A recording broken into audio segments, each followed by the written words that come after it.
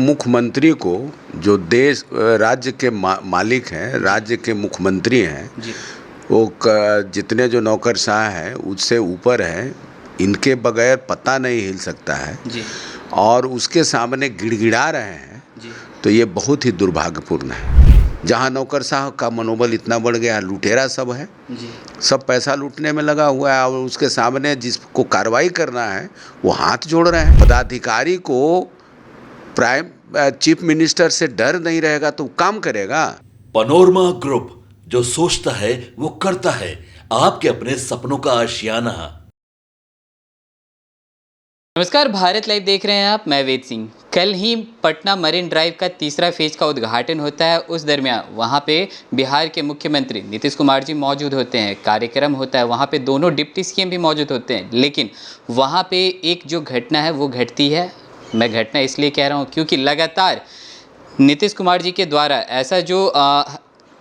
ऐसा वो हर पल किया करते हैं और सुर्खियों में बने रहते हैं। कभी किसी का पैर पकड़ लेते हैं तो कभी नरेंद्र मोदी का हाथ पकड़ के उनका नस देखते हैं। अब देखने वाली बात यह है कि आखिरकार बिहार के मुख्यमंत्री हैं, उनका इस तरह का जो हरकत है, इसी पे आज बात करने के लिए हमारे साथ मौजूद हैं भाकपा माले के विधायक महानंदा सिंह जी। पहले तो सर स्वागत है आपका। बहुत बहुत धन्यवाद आपको भी, आपके चैनल के माध्यम से बिहार की जनता को शुक्रिया, प्रणाम जी। सर, कल मरीन ड्राइव का तीसरा फेज का उद्घाटन होता है, वहाँ पे माननीय मुख्यमंत्री नीतीश कुमार जी मौजूद होते हैं। लेकिन उस समय वो एक अधिकारी का पैर छूने लगते हैं, कहते हैं अजी काम जल्दी कीजिए नहीं तो अब क्या गोड़ पकड़ना पड़ेगा। क्या ऐसा करना उनसे क्या समझते हैं सर? क्या पहले तो एक मुख्यमंत्री को जो देश राज्य के मालिक हैं, राज्य के मुख्यमंत्री हैं, वो जितने जो नौकरशाह हैं उससे ऊपर हैं, इनके बगैर पता नहीं हिल सकता है जी। और उसके सामने गिड़गिड़ा रहे हैं जी। तो ये बहुत ही दुर्भाग्यपूर्ण है। अब इस समझ में आ गया है जनता के कि अब नौकरशाहों के अधीन ये पूरे राज्य हो गया है। नौकरशाहों के अधीन राज्य हो गया है, उसके चंगुल से राज्य को छुड़ाना बहुत ज़रूरी है जी। इसलिए यदि विकास चाहते हैं, नौकरशाह जो जनता के समस्याओं के समाधान करना नहीं चाहता जी। और उसके सामने हाथ गिड़गिड़ाने से गोड़ पड़ने से नहीं ना होगा। जी। हाथ जोड़ करके गिड़गिड़ा रहा है मुख्यमंत्री, जी। ये नौकरशाह को गिड़गिड़ाना चाहिए था मुख्यमंत्री के सामने। जी। और एक मुख्यमंत्री बेबस हो करके विवश एक ये अथी के सामने है जी। पदाधिकारी के सामने, ये तो दुर्भाग्यपूर्ण है। जी। बहुत ही दयनीय स्थिति है राज्य के लिए। जी। कैसे काम होगा जहाँ नौकरशाह का मनोबल इतना बढ़ गया, लुटेरा सब है जी। सब पैसा लूटने में लगा हुआ है और उसके सामने जिसको कार्रवाई करना है वो हाथ जोड़ रहे हैं जी। तब उसको डर किससे रहेगा? जी। पदाधिकारी को प्राइम चीफ मिनिस्टर से डर नहीं रहेगा तो काम करेगा। जी। अब यही डर रहे हैं, यही हाथ जोड़ रहे हैं, उलट गया है मामला, तो ये तो बहुत ही गड़बड़ बात है। इसलिए बिहार के हित में नौकरशाह के चंगुल में फंसा हुआ जो बिहार है उससे छुड़ाने के लिए एनडीए को यहाँ से हराना बड़ी ज़रूरी है। सर, एक तरफ पुल का उद्घाटन कर रहे हैं नीतीश कुमार, वहीं दूसरी तरफ बिहार में लगातार पुल गिरने का सिलसिला थम नहीं रहा है, जिसमें नेता प्रतिपक्ष तेजस्वी यादव भी लगातार अपने सोशल मीडिया प्लेटफॉर्म एक्स पे पोस्ट डाल रहे हैं कि दिन प्रतिदिन जो पुल गिर रहे हैं बिहार में उसको लेके क्या कहना है इस पर? भ्रष्टाचार चरम पर है, इसका ये लक्षण है जी। उसका साफ साफ ये दिखता है कि बिहार में कितना भ्रष्टाचार है, लूटने में लोग लगे हुए हैं जी। जनता के काम हो नहीं रहा है ज़मीन पर। हम लोग विधानसभा में उठाए कि भाई नल जल योजना आपका भ्रष्टाचार के भेंट चढ़ गया जी। पुल भी जितना जो है वो भ्रष्टाचार का भेंट चढ़ गया है, तभी तो ढह रहा है ना। उद्घाटन भी नहीं हुआ, कई पुल ढह गए, कई ऐसे पुल है जिसका उद्घाटन भी नहीं हुआ और ढह गए हैं। तो पुराने पुल का मरम्मत नहीं करेंगे, रख रखाव नहीं करेंगे और नए पुल में जो नियमावली है उस नियम के आधार पर उसका मटेरियल नहीं देंगे तो ढहेगा नहीं तो क्या होगा। और इस मामले में हम समझते हैं कि नेक्सस है, ये मंत्री और पदाधिकारियों का, ठेकेदार का, तीनों का नेक्सस है, एक गठबंधन है, इन लोगों का गठजोड़ है और ऐसा गठजोड़ लूटने का गठजोड़ है। लूटो।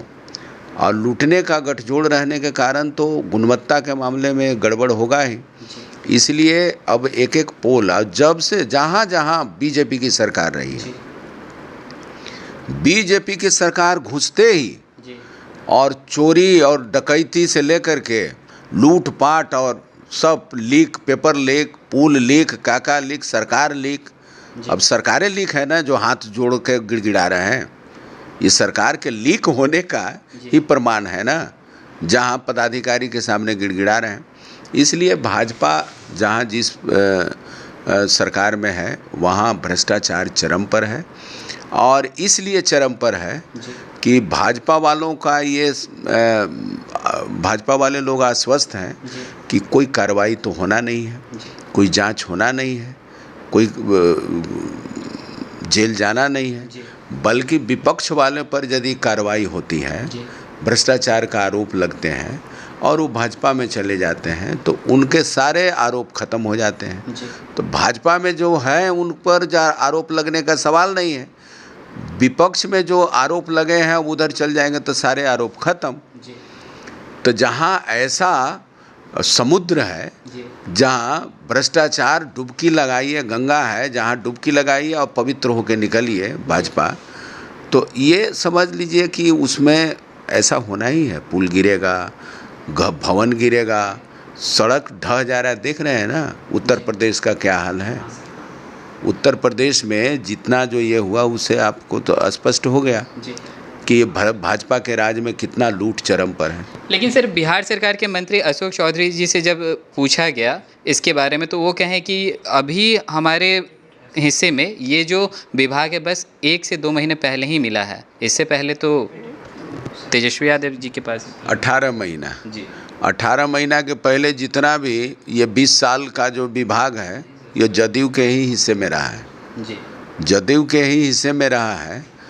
तो 18 महीना में क्या होता है? 18 महीना में पुल बनता है, टेंडर भी नहीं होता है, योजना भी पास नहीं होता है।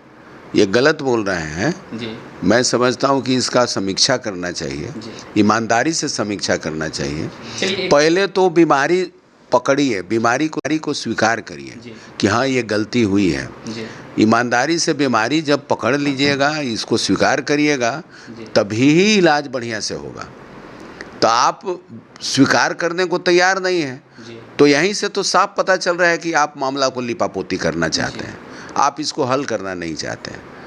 इसलिए हम जो पहले जो आरोप लगा रहे हैं कि इनके राज में जहाँ बीजेपी की सरकार रहती है वहाँ किसी भी भ्रष्टाचार का जांच नहीं होना है। एकदम जान लीजिए, जांच नहीं होना है, कोई कार्रवाई नहीं होगा, लिपापोती हो जाएगा। चलिए चलते चलते एक आखिरी सवाल रह जाएगा हमारा। एक तरफ राहुल गांधी जी भारत जोड़ो न्याय यात्रा किए थे, वहीं अब तेजस्वी यादव के द्वारा आभार यात्रा वो करने जा रहे हैं। क्या कुछ इससे असर पड़ेगा 2025 के विधानसभा चुनाव में?